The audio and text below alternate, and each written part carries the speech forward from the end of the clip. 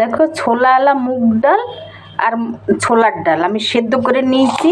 এই দিয়ে আমি পরোটা বানাবো। এই দেখো আটার সঙ্গে আটা দিয়ে দিয়েছি, এখানে একটুখানি জোয়ান দিয়ে দিলাম, একটুখানি চিলি ফ্লেক্স দিয়ে দিলাম, আর দিয়ে দেব পেঁয়াজ কুচানো, একটুখানি হলুদের গুঁড়া দিলাম, আর দিয়ে দেব একটু ধনে জিরার গুঁড়া, স্বাদ খুব ভালো আইবে। আর দিয়ে দেব স্বাদ অনুসারে নুন, একটুখানি কাঁচা লঙ্কা দিয়ে দিলাম ধনে পাতা।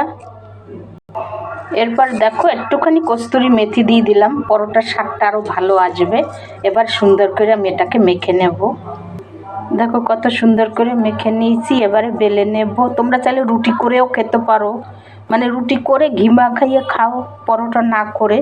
আজকের আমি রুটি করব আর ঘি মাখাবো, পরোটা করব না। দেখো আমি রুটিগুলি এরকম পাতলা করে বেলে নিয়েছি। এদিকে তাওয়া গরম হয়েছে, এই যে ফ্রাই প্যানে আমি করতে আছি। সবসময় যে পরোটা খেতে লাগবে এমন কোনো কথা নেই, এরকম রুটিও করে খেতে পারো একটু ঘি মাখাইয়ে, কত সুস্বাদু হবে।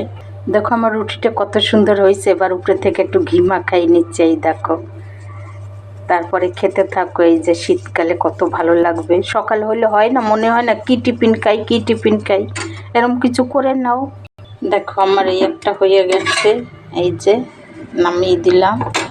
দেখো আমার হয়ে গেছে। এবার এই যে আলুর চাটনি, এইটা মহারাষ্ট্রের, আমার আইডিতে দেওয়া আছে, তোমরা চাইলে দেখতে পারো।